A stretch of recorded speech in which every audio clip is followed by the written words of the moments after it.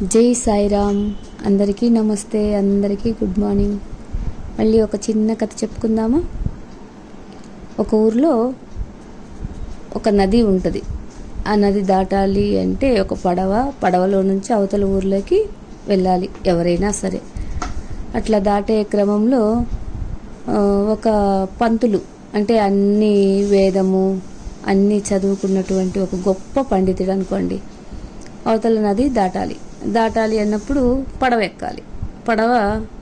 పడవ నడిపే వ్యక్తి సామాన్యమైనటువంటి వ్యక్తి. మ్యాక్సిమం అతనికి చదువు రాదు, వచ్చినా కొంచెం అట్లా వస్తుంది అనమాట.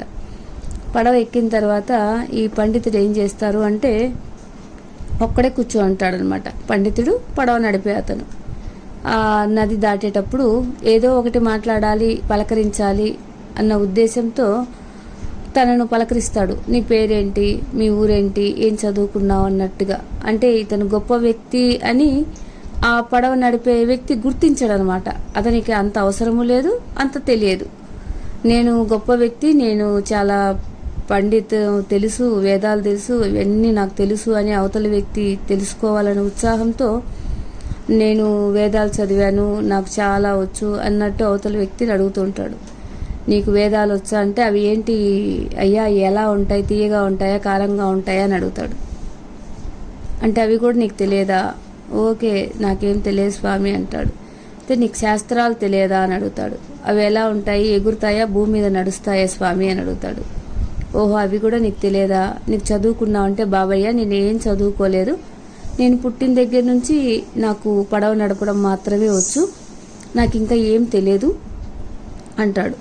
అనగానే ఈ పడవలో ఉన్న పండితుడు ఏం అనుకుంటాడంటే ఏమీ తెలియని వ్యక్తితో, అతి సామాన్యుడు, వీడితో నాకు మాటలేంటి, నేనెంత గొప్ప పండితుడిని, నాకు శాస్త్రాలు వేదాలు అన్నీ తెలుసు, ఇన్ని తెలిసి నేను ఇంత తక్కువ వ్యక్తితో నేను మాట్లాడడం అనవసరమా అని చెప్పేసి అంతసేపు బాగా కలుపుగోలుగా మాట్లాడినటువంటి వ్యక్తి కొంచెం దూరంగా కూర్చొని సైలెంట్గా ఉంటాడు. అప్పుడు పడవలో వాతావరణం ప్రశాంతంగా ఉంటుంది, ఏది తను ఎక్కినప్పుడు. ఇంకా కొంత దూరం పోగానే కొంచెం వాతావరణంలో అలజడి స్టార్ట్ అవుద్ది. అంటే లైట్గా వర్షం పడడం, ఉరుములు, ఆ టైపులో అనమాట.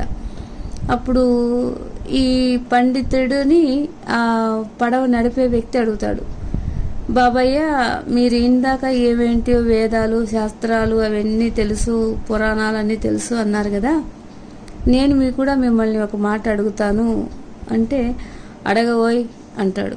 అప్పుడు బాబయ్య నువ్వు అడిగినన్ని నాకేం రావు, కానీ నాకు వచ్చింది ఒకటే, అది నీకు వచ్చో లేదో తెలుసుకుందామని అని అంటాడు.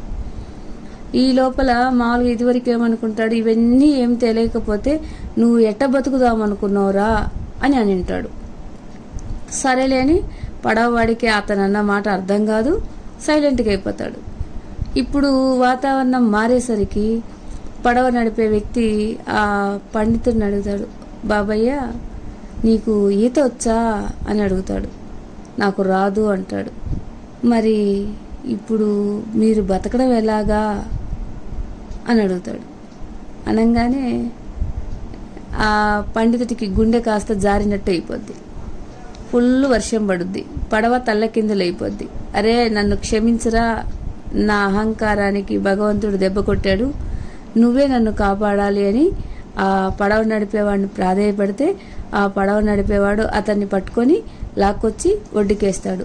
బతుకు జీవుడా అని పండితుడు పారిపోతాడు.